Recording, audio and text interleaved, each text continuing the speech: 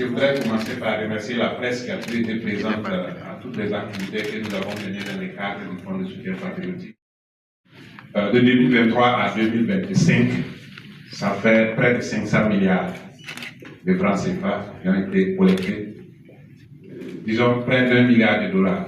Donc ça veut dire qu'en réalité, nous avons des capacités endogènes qui n'étaient pas suffisamment exploitées et aujourd'hui nous pouvons tous être fiers de dire que les fonds de soutien patriotique, comme le commandant l'a dit, et si ce n'était pas créé, il fallait le faire parce que c'est un instrument qui permet véritablement de montrer notre capacité à faire face aux situations difficiles que nous rencontrons.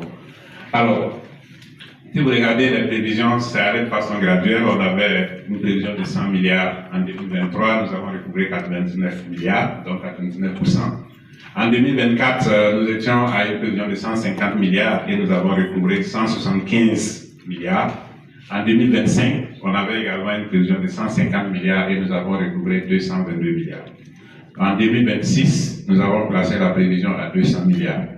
Et nous pensons que nous avons la capacité également de mobiliser cela au regard de toute la dynamique que nous observons. Tout ce qui est prélèvement, ça peut être difficile. Au départ, il y a eu beaucoup d'incompréhension, beaucoup de questionnements, mais je pense qu'aujourd'hui, tout le monde a compris. Les gens ont compris que ce prélèvement, ce n'est pas pour quelqu'un, c'est pour nous tous. Il y avait une cause. La cause, c'est la situation sécuritaire. On n'est peut-être pas assez. On voit souvent les blindés, on voit les armes, les munitions. Mais grâce au Fonds de soutien patriotique, nous avons acquis des hélicoptères. Et jusqu'à 3.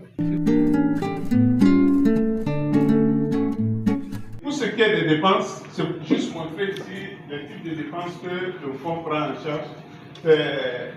Pour les dépenses, vous avez les dépenses de fonctionnement et vous avez les dépenses d'investissement.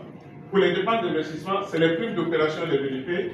Vous avez les primes d'astreinte qui ont été en fait arrêtées cette année en 2026. Vous avez l'alimentation des VDP nationaux, les frais de santé, les frais de formation, les frais d'illumination et d'indemnisation des ayants droit des VDP tombés. Et au niveau des dépenses d'investissement, vous avez une panoplie, c'est l'habillement, les couchages, les campements et ameublements. Vous avez aussi le matériel roulant, vous avez l'armement, les munitions et optiques, vous avez le matériel de transmission. Lorsqu'on regarde un peu l'exécution des dépenses depuis 2023, en 2023, au niveau des dépenses de fonctionnement et dépenses d'investissement, nous avons un total d'exécution de 75 milliards, en 2024, 145 milliards et en 2025, 168 milliards, ce qui donne un total de 390 milliards. Nous, en tant que représentants de la société civile, nous saluons en tout cas ce exercice de redevabilité qui permet de rendre compte.